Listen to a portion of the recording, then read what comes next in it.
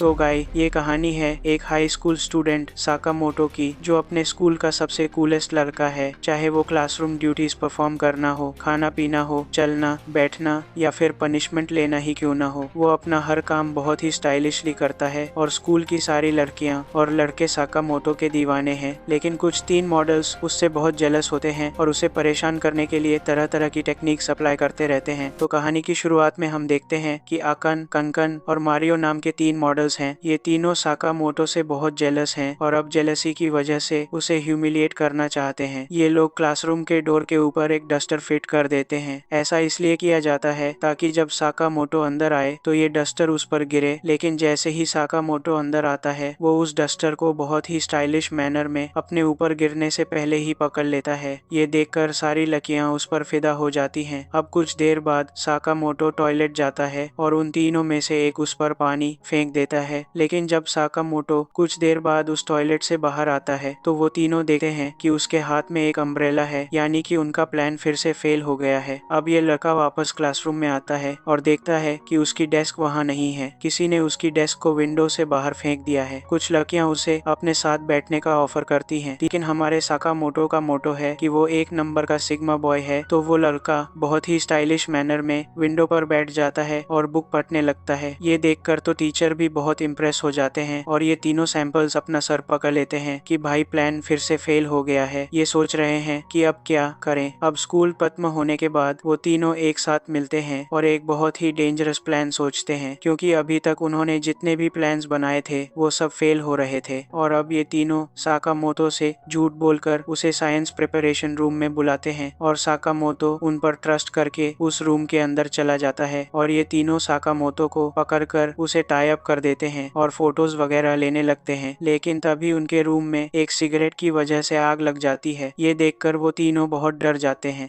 और जल्दी से रूम से बाहर निकलने की कोशिश करते हैं। लेकिन डोर बाहर से लॉक्ड होता है और ये लॉक उन्होंने ही लगाया था साकामोटो को अंदर रखने के लिए। सब लोग बहुत नर्वस हो जाते हैं, लेकिन हम देखते हैं कि साकामोटो बिल्कुल रिलैक्स्ड बैठा है और उठता है और उस आग के आसपास डांस करने लगता है। वो डांस करते करते एक तरफ जाने लगता है और ये देखकर ये तीनों समझ नहीं पाते कि भाई ये लड़का क्या कर रहा है। यहाँ बैंड बज रहा है, हमारी लाइफ डेंजर में है, इसे डांस करना है यहाँ पर। अब उसे डांस करते हुए देखकर वो लोग समझते हैं। पता चलता है कि साकामोटो आग बुझाने की कोशिश कर रहा है, लेकिन ऐसा नहीं था। दरअसल साकामोटो ऐसा इसलिए कर रहा था ताकि नीचे बैठे टीचर्स और स्टाफ को उनके कदमों की आवाज़ सुनाई दे। और अब ये तीनों भी डांस करना शुरू कर देते हैं और साकामोटो का प्लान काम कर जाता है और एक पीएन उनके रूम में आता है और डोर खोल देता है। उन सब से पूछता है कि हाँ भाई, यहाँ पर क्या चल रहा है और इस आग को किसने लगाया। और साकामोटो पूरी रिस्पॉन्सिबिलिटी अपने ऊपर ले लेता है और कहता है कि सर, ये मैंने नहीं किया, असल में मैं कुछ एक्सपेरिमेंट कर रहा था और गलती से आग लग गई। और ये कहकर साकामोटो वहाँ से चला जाता है। और अब उसके जाने के बाद इन तीनों को बहुत गिल्टी फील होता है कि भाई हमने साकामोटो के साथ गलत किया, वो तो रहा मनुष्य निकला। और अब इन तीनों की साकामोटो के प्रति जो परसेप्शन थी वो कम्प्लीटली चेंज हो जाती है और ये लोग साकामोटो के दोस्त बन जाते हैं। अब अगले दिन हम एक लड़के को देखते हैं जिसका नाम शीरा है। वो गर्ल्स को इम्प्रेस करने के लिए अपनी एक मैगज़ीन दिखा रहा होता है। भाई तुम अपनी मॉडलिंग पिक्चर्स को कितना अजीब देख रहे हो। एक्सपेक्टेडली इन गर्ल्स को इसमें बिल्कुल भी इंटरेस्ट नहीं होता है और ये लड़का नोटिस करता है कि सारी गर्ल्स का अटेंशन साकामोटो की तरफ है। ये देखकर वो साकामोटो पर बहुत गुस्सा हो जाता है और अब वो उससे रिवेंज लेने का डिसाइड करता है। अब क्लास के दौरान साकामोटो से एक क्वेश्चन पूछा जाता है। साकामोटो खड़ा होता है और बहुत ही स्टाइलिश मैनर में आंसर देने के बाद शीरा उसकी चेयर खींच लेता है। लेकिन हम देखते हैं कि साकामोटो गिरता नहीं है और अपनी ऐश हवा में ही उसी पोजीशन में रखता है और एक इनविजिबल चेयर पर बैठ जाता है। ये देखकर शीरा अपना सर पकड़ लेता है। अरे भाई क्या बंदा है, ये इतना कूल कैसे हो सकता है। भाई कोई भी लड़का साकामोटो के लिए एक लाइक तो बनता है यार, वो बहुत कूल है। अब कुछ देर बाद पीटी क्लास शुरू होती है और वो कंटिन्यूसली शीरा साकामोटो पर अटैक करता है, लेकिन साकामोटो बहुत ही कूली उसके सारे अटैक्स को डॉज कर रहा होता है और उसका प्लान फिर से फेल हो जाता है। अब अगले दिन क्लासरूम के अंदर एक बी घुस जाती है और सब उसे देखकर डर जाते हैं। अब शीरा को रियलाइज़ होता है कि यही उसका एकमात्र चांस है साकामोटो को शो डाउन करके खुद हीरो बनने का। और अब ये लड़का अपनी बुक को रोल करता है, जाता है और सारी लड़कियां डरकर वहां से भाग जाती हैं और रूम को बाहर से लॉक कर देती हैं। भाई बिट्रेयल कर दिया इन लोगों ने। सारे लड़के अंदर ही रहते हैं और सारी लड़कियां बाहर चली जाती हैं। और तब हम देखते हैं कि टीचर अपने कपड़े और कहता है कि तुम सब अपने अपने कपड़े उतार दो। 20 काले रंग की चीज़ों की तरफ अट्रैक्ट होती हैं। सब अपनी यूनिफॉर्म उतारो। जल्दी से सब अपने अपने कपड़े उतारने लगते हैं। शीरा बी पर अटैक करता है, लेकिन मिस हो जाता है। अब वो उसके पीछे जाती है। ओह भाई, उसके अंडरवेयर में ब्लैक कलर्ड लाइंस हैं। इसी वजह से वो बी उसके पीछे गई है। अब ये बी उसे काटने वाली, इसीलिए साकामोटो कंपास की हेल्प से बहुत ही स्टाइलिश तरीके से बी को वो उसे रोकता है और वो उस बी के साथ फाइट करता है और उसे पकड़कर विंडो से बाहर फेंक देता है। ये देखकर सारी लड़कियां फिर से उस पर क्रेजी हो जाती हैं और साकामोटो एक बार फिर सबको इम्प्रेस करने में सक्सीड हो जाता है। साकामोटो ऐसा है, वो करना नहीं चाहता, लेकिन फिर भी सबको इम्प्रेस कर देता है। अब अगले दिन साकामोटो एक पार्क के अंदर एक बर्ड को फीड कर रहा होता है और तभी वो नोटिस करता है कि काबूटो नाम का एक लड़का कुछ बुलीज द्वारा परेशान किया जा रहा है। उनके जाने के बाद साकामोटो उसके पास आता है और पूछता है, क्या हुआ मेरे दोस्त, तुम किसी परेशानी में हो? काबूटो घुटनों पर बैठ जाता है और कहता है, प्लीज़ मेरी हेल्प करो साकामोटो। ये लोग मुझे बहुत हरास करते हैं, मुझसे पैसे मांगते हैं। मैं अपने घर वालों से झूठ बोलकर उन्हें पैसे देता हूँ। मैं क्या करूँ? ये सुनकर साकामोटो कहता है, डोंट वरी, मैं कुछ सोचता हूँ। अब अगले दिन दोनों एक रेस्टोरेंट में काम करना शुरू कर देते हैं। साकामोटो को एक काउंटर पर जॉब मिलती है और काबूटो को दूसरी जगह पर। अब साकामोटो तो एक नंबर का स्मार्ट बंदा है, तो रेस्टोरेंट में लड़कियों की लाइन लग जाती है जो उससे उसका नंबर मांगने आती हैं। उसी दौरान वो दोनों बुलीज भी रेस्टोरेंट में आते हैं जो पहले काबूतो को हरास कर रहे थे। वो काबूतो को देखते ही फिर से परेशान करने लगते हैं और उसे धमकाते हैं, ओए काबूतो, आज शाम को पार्क में चुपचाप आ जाना। अगर नहीं आया तो बहुत बुरा होगा, समझा? शाम होते ही काबूतो पार्क में चला जाता है। वहाँ वो दोनों उसे डांटते हैं, मारते हैं और फिर से उससे पैसे मांगते हैं। वो पैसे जो काबूतो ने रेस्टोरेंट में मेहनत से कमाए थे। काबूतो पहले उन्हें पैसे देने वाला होता है, लेकिन फिर अचानक उसका मन बदल जाता है। वो गुस्से में कहता है, मैं ये पैसे नहीं देने वाला, मैंने ये अपनी मेहनत से कमाए हैं, तुम्हें क्यों दूं? ये सुनकर वो दोनों और भी गुस्सा हो जाते हैं और उसे बुरी तरह मारने लगते हैं। लेकिन तभी साकामोटो वहाँ पहुँचता है और उन दोनों की जमकर धुनाई करता है। फिर वो उनसे उनके कान पकड़वाकर काबूतो से माफ़ी मंगवाता है और काबूतो को भी अपना बदला लेने का मौका देता है। वो दोनों बदमाश डरकर वहाँ से भाग जाते हैं। साकामोटो एक बार फिर काबूतो को बचा लेता है। सच में भाई, ये लड़का सबकी हेल्प करता है Sakamoto.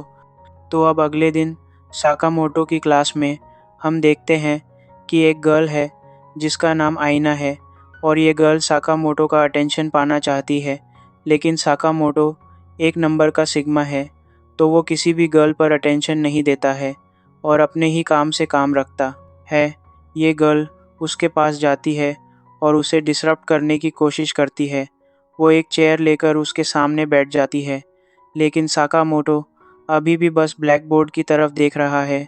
Towards the formula AS plus BS, दो अब ओके, के स्थिता प्लस सा स्थिता एक, ये क्वेश्चन नंबर 2 में यूज़ होगा।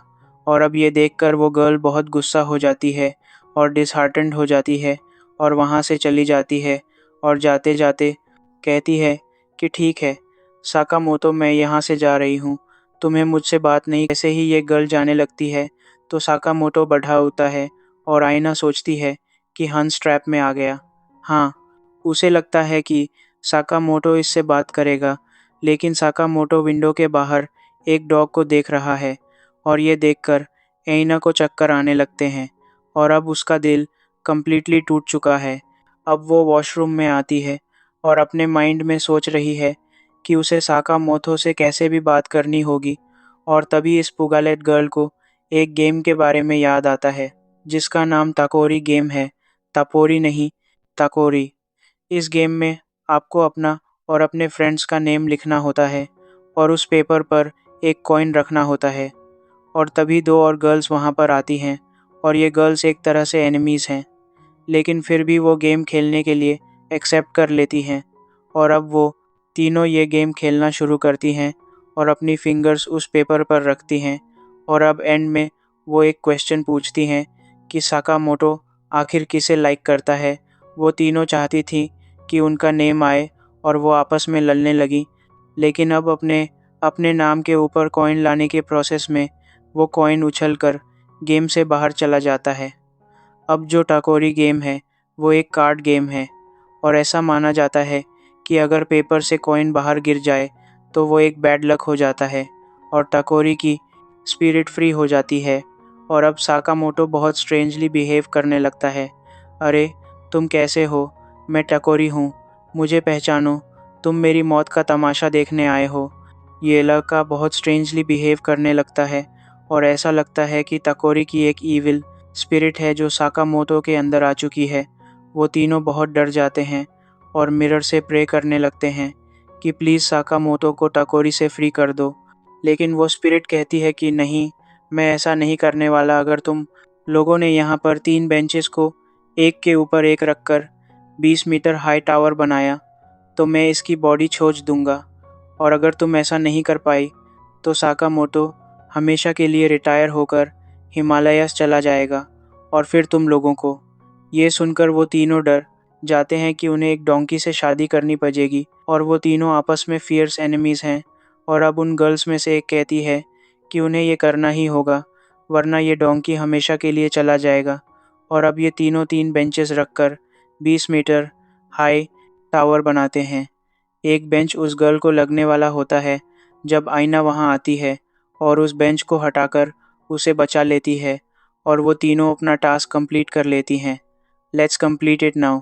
साकामोटो एक फ्रॉग की तरह जंप मारता है और वो सारे बेंचेस के ऊपर लैंड करता है और वो स्पिरिट साकामोटो की बॉडी को छोड़ देती है और साकामोटो कहता है कि मैं यहाँ क्या कर रहा हूँ और ये देखकर वो तीनों बहुत हैप्पी हो जाती हैं और अब ये तीनों गर्ल्स एक दूसरे की फ्रेंड्स बन जाती हैं क्योंकि आयना ने इस गर्ल की जान बचाई थी और वो खुशी खुशी वहाँ से जाने लगती हैं। और उनके जाने के बाद हमें पता चलता है कि ये साकामोटो का खुद का एक प्लान था। साकामोटो इन तीनों को फ्रेंड बनाना चाहता था, इसीलिए उसने ये सब किया। अब इसके बाद हम साकामोटो के सीनियर्स को देखते हैं जहाँ पर वो मोटा हायाबुसा नाम के एक लड़के को साकामोटो के बारे में बताते हैं। होता है कि साकामोटो सच में बहुत अमेजिंग है और पूरे स्कूल का कूलेस्ट लड़का है। हायाबुसा उनके गैंग का लीडर है और वो पूछता है कि उस लड़के में ऐसा क्या खास है और अब ये फैटमैन कहता है कि अरे सर वेट, मैं आपको खुद दिखाता हूँ। और अब ये लड़का एक विसल बजाता है और साकामोटो वहाँ पर स्पाइडरमैन की तरह आता है और बहुत ही कूल तरीके से उनके लिए लंच प्रिपेयर करता है। हायाबुसा भी ये देखकर बहुत इम्प्रेस हुआ। अब अगले दिन साकामोटो के साथ कहीं जा रहा होता है कि काबूटो मुझसे पूछता है कि वो अपने सीनियर्स की इतनी बातें क्यों मानता है। भाई, वो बस तुम्हें यूज़ कर रहे हैं। लेकिन साकामोटो बताता है कि वो अपना कैरेक्टर बिल्ड कर रहा है और इसके लिए उसे अपने सीनियर्स की बातें माननी होंगी। अब बस एक विसल बची है जो इस फैट मैन ने ब्लो की थी और साकामोटो वहां आ जाता है और वो साकामोटो से कहता है कि साकामोटो मुझे बहुत प्यास लगी है, मेरे लिए जूस लाओ। साकामोटो उसके लिए जूस वो लाता है और उसके बाकी सीनियर्स भी कहने लगते हैं कि ओए साकामोटो मेरे लिए भी लाओ, हाँ भाई मेरे लिए भी लाओ। और साकामोटो उन सबको जूस दे देता है और अब ये फैट मैन सोच रहा है कि इसका और यूज वो कैसे कर सकता है और इसकी लिमिट क्या होगी, क्या ये एक लवर की तरह इसके लिए कुछ भी करेगा। और अब ये लौका साकामोटो से सारे यूजलेस वर्क करवाने लगता है, जैसे कि शेविंग, नेल्स कट करवाना, मसाज करवाना, शूज पॉलिश करवाना, उसके क्लोथ्स वगैरह। सिल्वाना और साकामोटो बिना कुछ बोले अब तुम वर्क कर रहे हो। वो लड़का एक और बार विसल बजाता है और साकामोटो को बुलाता है। साकामोटो वहां आता है लेकिन इस फैट मैन के पास कोई वर्क बचा नहीं है और इसीलिए वो हड़बड़ी में कहता है कि ठीक है, तुम कुछ ऐसा करो जिससे मेरी लाइफ बहुत ज़्यादा कंफर्टेबल हो जाए। और अब साकामोटो का दिमाग चलने लगता है और अब वो कहता है कि ठीक है सर, मैं सब कुछ करूँगा ताकि आपकी लाइफ बहुत ज़्यादा कंफर्टेबल हो जाए। जस्ट लाइक नाउ एक इंसान टॉयलेट में बैठा हुआ है और फतेह अली खान के सॉन्ग्स को याद कर स्माइल कर रहा होता है और तभी साकामोटो वहाँ पर टॉयलेट पेपर लेकर पहुँच जाता है और ये देखकर वो लड़का बहुत सरप्राइज हो जाता है। ओ भाई, यहाँ से भाग जा, ये क्या कर रहा है अब, प्राइवेसी जैसी कोई चीज़ नहीं है, यहाँ से भाग जा। और अब स्कूल खत्म होने के बाद साकामोटो उसके लिए एक ट्रॉली लेकर आता है जिसमें वो उसे बिठाएगा और उसके घर ड्रॉप करेगा। और अब धीरे धीरे ये फैट मैन इससे बहुत इरिटेटेड होने लगता है और अब वो साकामोटो के डर से छुपने लगता है और रूम में खुद को लॉक कर लेता है। लेकिन साकामोटो वहाँ पहुँच जाता है और कहता है कि सर, मैंने यहाँ पर आपके लिए बेड तैयार कर दिया है, अगर आप चाहे तो यहीं पर सो सकते हैं, इससे आपकी लाइफ बहुत कम कंफर्टेबल हो जाएगी और आपको घर भी नहीं जाना पड़ेगा। और अब इस फैट मैन को इनफ हो जाता है और वो कहता है कि भाई प्लीज़ मुझसे गलती हो गई, ठीक है, मुझे तुम्हारी ज़रूरत नहीं है अब से, मैं अकेला हूँ और अपना काम खुद ही करूँगा, मैं यहाँ से जा रहा हूँ।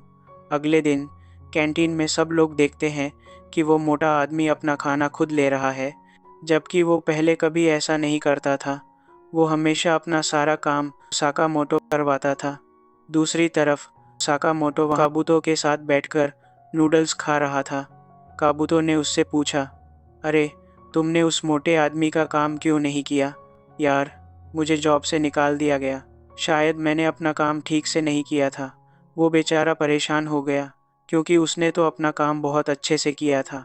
तो गाइस, आपको इस एनीमे का अगला पार्ट चाहिए तो कमेंट करें और लाइक और सब्सक्राइब